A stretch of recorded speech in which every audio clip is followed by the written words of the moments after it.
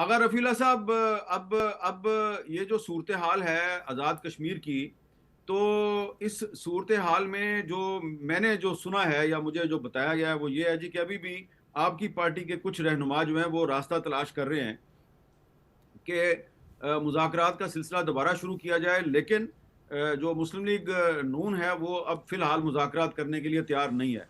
तो इसमें यकीनन सदर आसिफ अली जरदारी और वज़ीर आज़म शहबाज शरीफ साहब जो भी फैसला करेंगे बामी सलाह मशवरे के बाद करेंगे। लेकिन आपको लगता है कि ये जो क्रैकडाउन का रास्ता इख्तियार किया गया है, और यकीनन इसमें जो सिक्योरिटी फोर्सेस पे फायरिंग हुई है उसकी तो कोई भी हमायत नहीं करता, लेकिन इस टेंशन के माहौल में आप 27 जुलाई को आज़ाद कश्मीर में एक पुरअमन इलेक्शन करवाने में कामयाब हो सकेंगे? मीर साहब देखें, पहली बात तो मैं थोड़ी देर पहले हमारे दोस्त ने पीटीआई के शाहिद खटक साहब ने बात की। मैं जिस पॉलिटिकल जमात से हूँ और जो स्कूल ऑफ थॉट हमारा है, हम इस दो नारों को या दो जो पावर है इसको तो दफन करने की बात करते हैं। एक कुफर का फतवा और दूसरा गद्दारी का फतवा। ये हमारी डिस्करी में हमारे किसी कोने में, जहन के कोने में नहीं है कि मेरे को ये अख्तियार है कि मैं किसी को ये दे सकता हूँ। पॉसिबल ही नहीं है, नंबर एक। नंबर दो, दूसरी बात यह कि सर देखें, कश्मीर में इस टाइम जो हो रहा है, जो जो ये हमला हुआ है आज ये रावलकोट में, इन्होंने गवर्नमेंट के उस इकदाम को जो इनको कलअदम किया गया है उसकी तस्दीक की है, उसको मोहर लगाई है ये हमला करके कि हम उस तरफ डाइवर्ट हो रहे हैं। हम ये नहीं कह रहे हैं कि आप गद्दार हैं, हम ये नहीं कह रहे हैं कि आपने पाकिस्तान के साथ या कश्मीरियों के साथ या कश्मीर कास्ट के साथ गद्दारी की है। आप उस जुर्म का हिस्सा बन रहे हैं जो आप चाह नहीं रहे हैं लेकिन एक्ट कर रहे हैं। आप उस चीज़ का हिस्सा बनने जा रहे हैं। जैसे अभी आपने थोड़ी देर पहले कहा कि ये वो लोग थे या ये वो मुजाहरे थे जो इंडिया के खिलाफ हो रहे थे, और किस खूबसूरत अंदाज में, किस साजिश के तहत उसको डाइवर्ट करके उल्टा पाकिस्तान के खिलाफ इस्तेमाल किया जाना शुरू किया गया। और आपने बिल्कुल सही तज्जिया किया। बात यह है कि ये इस टाइम मैंने थोड़ी देर पहले भी बात की थी कि इस पर कोई पॉलिटिकल पार्टी का कोई एजेंडा नहीं होना चाहिए। ये सिर्फ और सिर्फ पाकिस्तान और हमारी शहरक की बात है, ये हमारे कश्मीर की और हमारी बात है। इसके ऊपर कोई, हाँ, इसमें दो राय नहीं है कि मैं आज भी इस बात का हामी हूँ कि हम उन लोगों से जिन्होंने असला उठाया है, जिन्होंने पुरतशद्दुद कार्रवाई शुरू की, वो नहीं, हम डायलॉग डायलॉग डायलॉग डायलॉग से ही मसले हल करेंगे, ना कि हम रियासती मशीनरी को इस्तेमाल करते हुए जोर ज़बरदस्ती।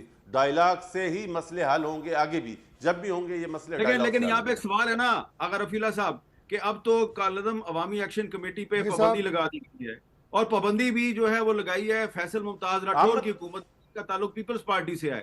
तो फिर आप इन्हीं से डायलॉग करेंगे जिन पर पाबंदी लगाई है?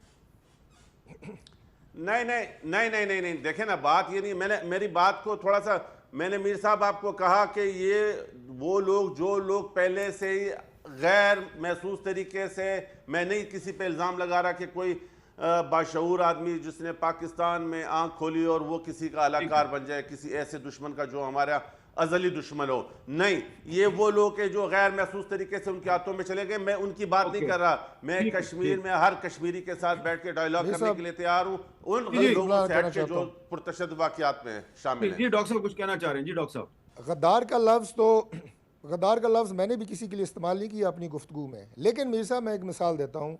मेरा एक दोस्त है, उसका एक अमल ऐसा है कि जिससे मेरा सियासी मुखालफ, मेरा दुश्मन खुश हो रहा है, इसका मतलब वो अमल उसके एजेंडे की तामील कर रहा है। और उसका एक अमल जैसे मैं खुश हो रहा हूँ, इसका मतलब यह है कि वो मेरे मुवाफिक होगा।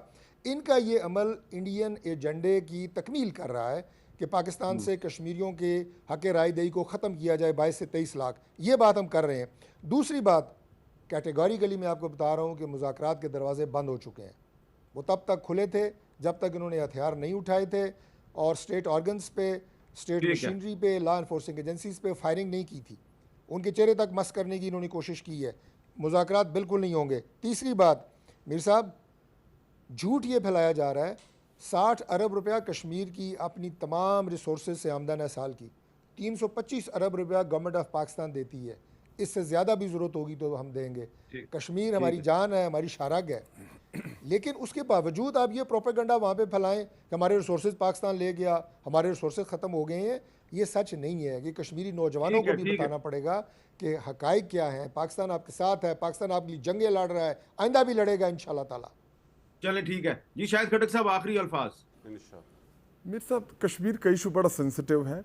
अगर कोई प्रोटेस्ट करता है, जब प्रोटेस्ट जमा होते हैं तो उसमें कभी कभार ऐसे कुछ लोग घुसा देते हैं जो आपका पुरअमन प्रोटेस्ट जो है वो वायलेंस की तरफ ले जाते हैं। और अब तक जितने भी कश्मीरियों ने प्रोटेस्ट किए हैं वो सारे पुरअमन रहे हैं।